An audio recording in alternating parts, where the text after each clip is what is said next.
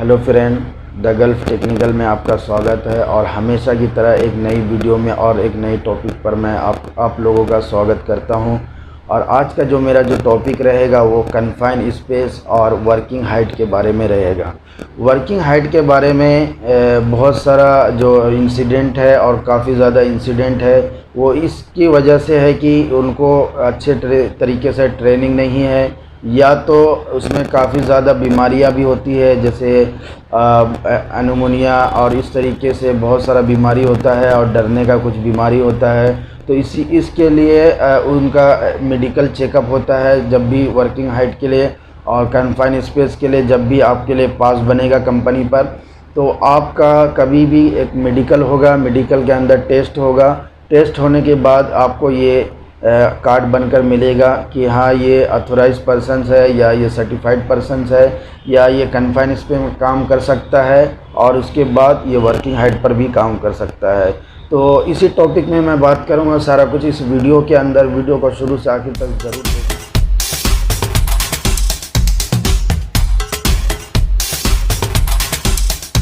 और मेरे पास एक क्वेश्चन पेपर है जो कि मैं खुद आपको इसके अंदर जो भी क्वेश्चन और आंसर है उसको मैं फिल करके आपको बताऊंगा।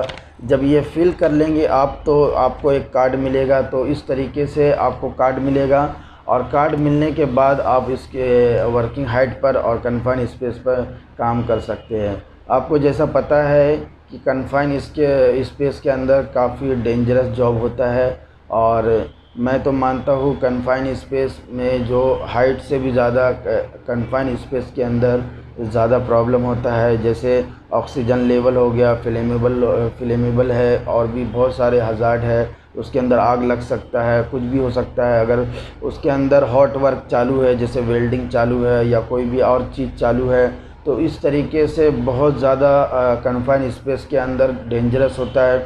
कन्फाइन स्पेस उसको कहते हैं कि जो एक कंटेस्टेड एरिया हो, और जो आने जाने का जो एंट्रेंस हो वो एक ही जगह हो, और बहुत ज़्यादा उसमें दिक्कत और परेशानी हो काम करने में, और एक ही स्पेस हो।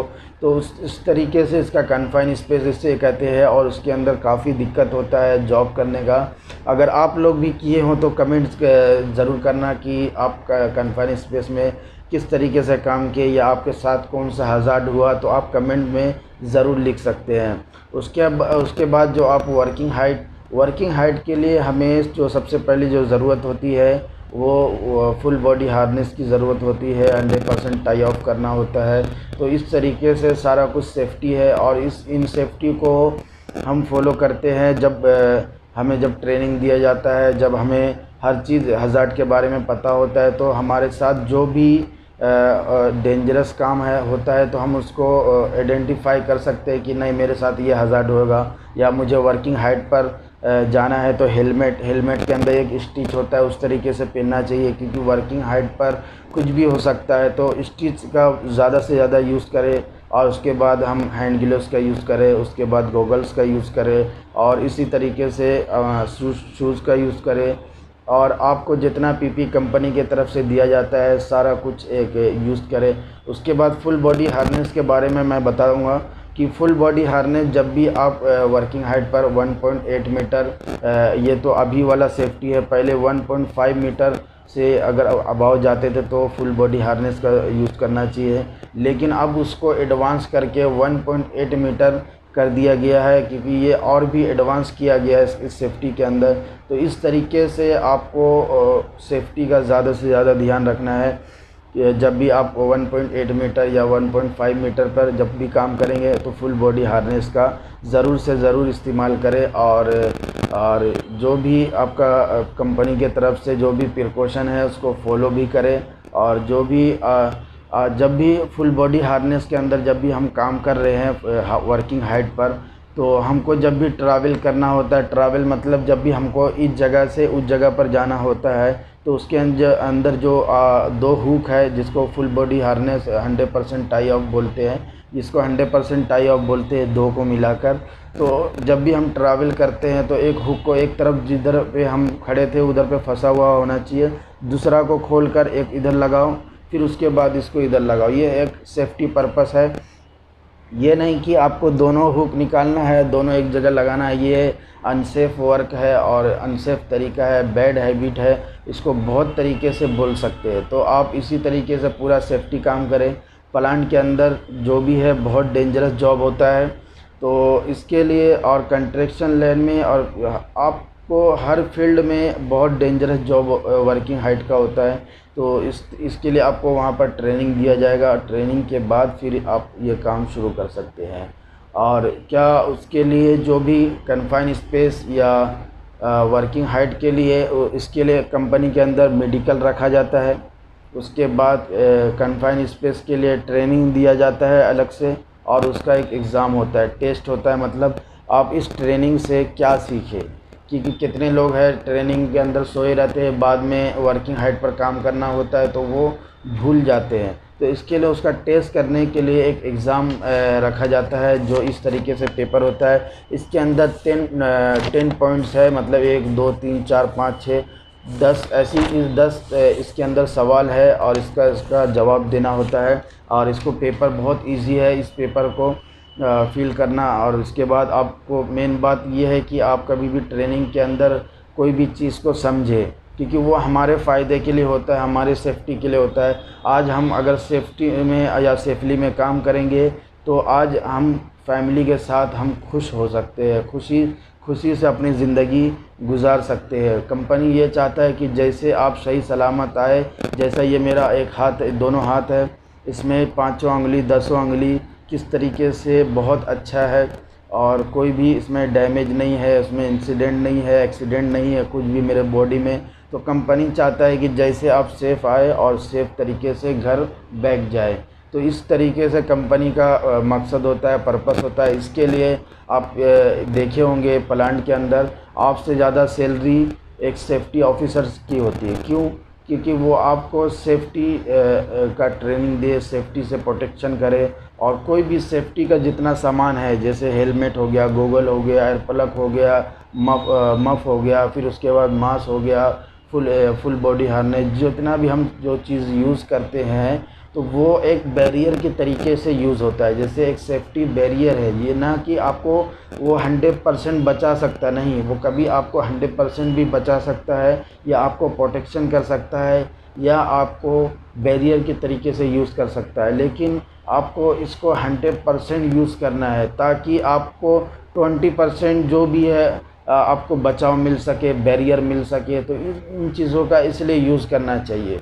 और तो आई होप कि इस वीडियो काफ़ी लंबा हो जाएगा, क्योंकि ये वीडियो के अंदर मैं आपको ये क्वेश्चन पेपर भी मैं आपको फिल करके मैं आपको बताऊंगा। तो फिर वीडियो देखते रहें। हेलो फ्रेंड, जैसा मैंने आपको वीडियो में कहा था कि कन्फाइन स्पेस और वर्किंग हाइट के बारे में जो भी एग्ज़ाम में पूछा जाता है, तो उसके बारे में मैं आपको बताऊंगा। तो इस तरीके से जैसा आप स्क्रीन पर देख रहे हैं, इस तरीके से फॉर्म होता है जिसको फिल करना होता है, और इसका जो ट्रेनिंग पास किया जाता है। तो जो क्वेश्चंस है वो 10 है, और इसके अंदर जो भी दिया हुआ है, जो फुल बॉडी हार्नेस और वर्किंग हाइट के बारे में रिलेटेड इसके अंदर क्वेश्चंस है, और ऑक्सीजन के बारे में कुछ इसके अंदर क्वेश्चंस है। तो आपको इसका आंसर देना होगा। तो सबसे पहला जो टॉप पर देख रहे हैं, जैसा आप ये देख सकते हैं, ये वाला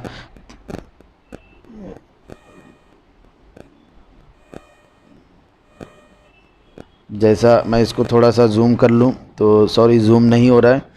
तो जैसा आप देख सकते हैं, पर test and post test questions for height, confine space and stand by persons work activity. तो उसके बाद जो सेकंड जो है, नेम ऑफ एम्प्लॉय और गेट पास का आईडी नंबर लिखना होगा, और एजेंसी, एज, और उसके बाद डेट। इसके अंदर जो है, जैसा मैंने आपको बताया कि इसमें 10 क्वेश्चंस है। 10 क्वेश्चन बहुत इजी है, और मैं फटाफट आपको बताने की कोशिश करूँगा। What is full form of FBH। FBH का पूर्ण रूप क्या है? जैसे आपके पास जो आंसर्स है, A full body harness, B flashback harness, C full bending harness, और डी पर फेस बॉडी हेल्थ। जो आपका सही आंसर रहेगा वो ए फुल बॉडी हार्नेस, जो सबसे पहला जो ये वाला आपका ये आंसर होगा। उसके बाद जो सेकंड जो क्वेश्चंस है, is anyone can carry out A height job, क्या कोई भी एक ऊंचाई की नौकरी कर सकता है।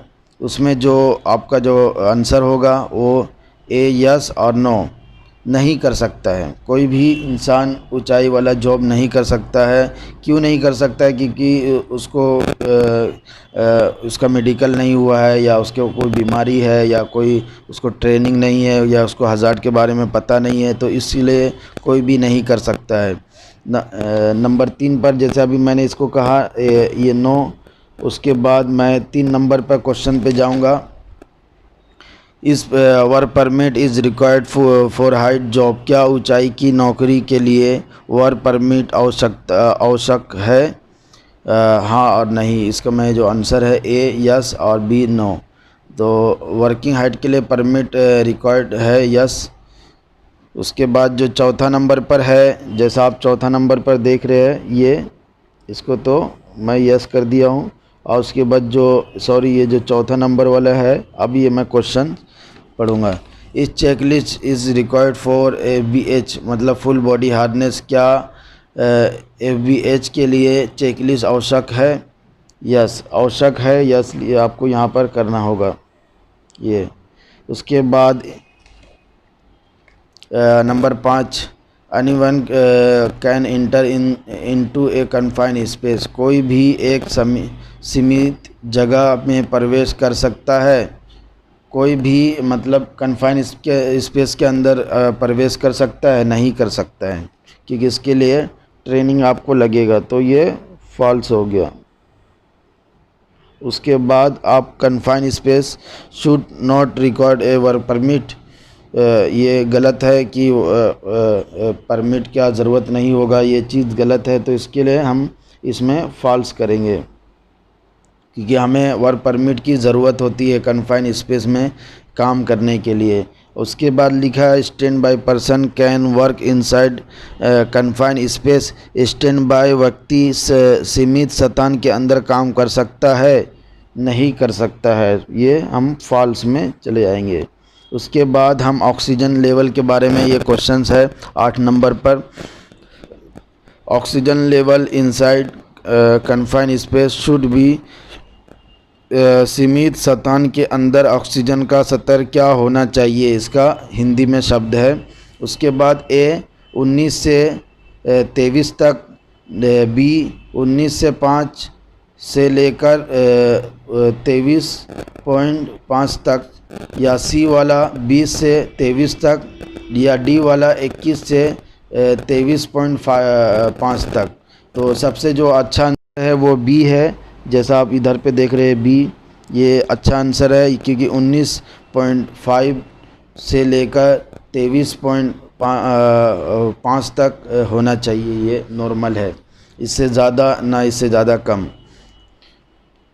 उसके बाद जो 90 पर है, जैसा आप देख रहे हैं लास्ट वाला, ये वाला आप जैसा देख रहे हैं, तो which of the following must be tested first before an employ enters a confined space, oxygen content, flammable gas और टॉक्सिक वगैरह जो भी हम चेक करते हैं, क्या क्या हमें कन्फाइंड स्पेस में जाने से पहले हमें चेक करना चाहिए। तो जो आपका जो राइट आंसर है ये ऑल ऑफ द अबाव।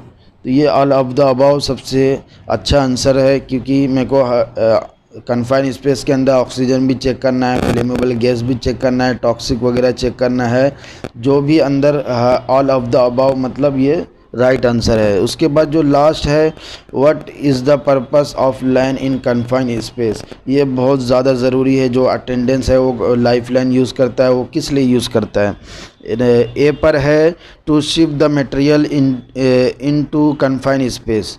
उसके बाद बी पर देख लो, use it as a handrail, मतलब यूज़ कर रहा है हैंडरिल के लिए, ये भी गलत है। उसके बाद सी पर देखो, for communication between attendant and entrant. D पर देखो, नॉन ऑफ द अबाव। तो ये जो राइट आंसर है वो सी है, क्योंकि अटेंडेंस कभी भी लाइफ लाइन इसलिए यूज़ करता है जो कन्फाइंड स्पेस के अंदर जो काम कर रहे हैं उससे कम्युनिकेशन के लिए, या अटेंडेंट जो कम्युनिकेशन के लिए यूज़ करता है, या इंट्रेंट के लिए यूज़ करता है, या उसको चेकअप करते रहता है, बार बार उसको मॉनिटरिंग करते रहता है। तो इस तरीके से क्या है, वो कन्फाइन स्पेस के अंदर हर 5 मिनट के अंदर एक बार लाइफलाइन हिलाएगा कि हाँ मैं ओके हूँ, ये भी यही हिलाएगा हाँ मैं इधर अटेंडेंस में आपको देख रहा हूँ।